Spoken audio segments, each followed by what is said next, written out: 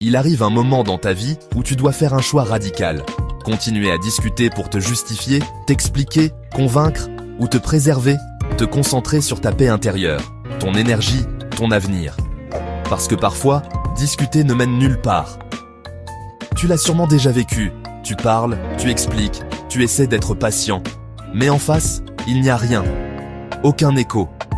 Juste une forme de mur, parfois déguisée sous un sourire, parfois sous des arguments tordus ou de la mauvaise foi. Ces discussions-là ne t'élèvent pas. Elles t'épuisent. Il y a certains types de personnes avec qui discuter est inutile. Pire encore, c'est dangereux pour ta santé mentale, ta stabilité émotionnelle, ta confiance en toi.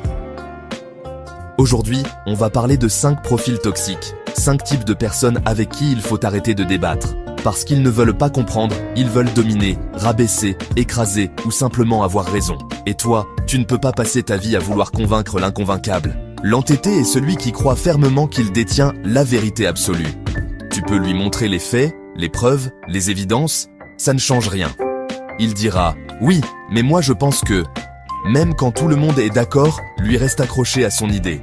Ce type de personne ne cherche pas la vérité. Il cherche à avoir raison. Et face à quelqu'un qui préfère avoir raison plutôt que grandir, tu ne peux rien faire. Exemple de discussion avec un entêté.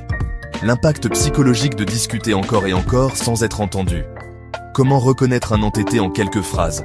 Pourquoi ce n'est pas à toi de lui ouvrir les yeux? Parfois, garder ton calme est la seule preuve d'intelligence dans une pièce pleine d'orgueil. Celui-là est plus subtil. Il fait semblant de savoir. Il cite des choses, parfois vraies, parfois fausses, parfois sorties de leur contexte, juste pour impressionner. Il ne cherche pas à apprendre, à écouter, à s'enrichir. Il veut te montrer qu'il en sait plus que toi, même quand ce n'est pas vrai.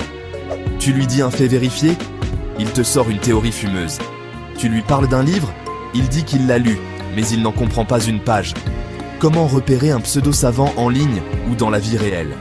Les dégâts qu'il cause dans les débats sociaux, familiaux ou professionnels. Pourquoi ces personnes sont souvent animées par un grand vide intérieur? La connaissance authentique rend humble, l'ignorance déguisée rend arrogant. Tu veux échanger, mais lui veut dominer. Tu parles calmement, lui montes le ton. Tu exposes une idée, lui te coupe, s'énerve, t'interrompt. Le colérique ne supporte pas la contradiction. Il voit le désaccord comme une attaque personnelle. Et très vite, ce qui devait être un débat devient un champ de bataille. Avec lui, il n'y a pas de dialogue, juste une guerre d'ego. Témoignage de personnes ayant vécu des discussions explosives.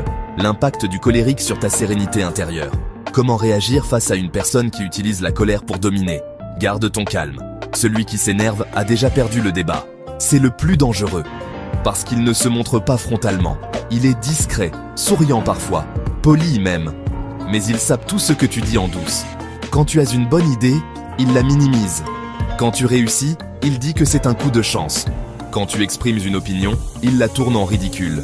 Ce genre de personne ne discute pas pour comprendre. Il discute pour t'écraser. Comment repérer un faux ami, un collègue hypocrite ou un proche jaloux? Pourquoi la jalousie déguisée est l'un des pires poisons émotionnels? Comment te protéger sans entrer dans la confrontation? Certains applaudissent en public, mais espèrent ta chute en silence. Lui, il ne t'écoute même pas. Il parle. Et quand tu parles à ton tour, il soupire, il lève les yeux, il t'interrompt, il ne voit que lui-même.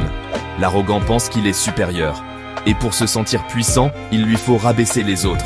Tu ne peux pas construire une discussion saine avec quelqu'un qui te voit comme inférieur dès le départ. Les mécanismes de défense des personnes arrogantes. Comment te respecter sans entrer dans leur jeu? La force de se taire et de partir. Tu n'as pas besoin de prouver ta valeur à ceux qui ne te voient jamais vraiment. Tu veux évoluer? Protège ton énergie. Évite les débats inutiles. Évite les cercles toxiques. Choisis la paix. Choisis ta croissance. Choisis la clarté. Parfois, se taire, c'est se respecter.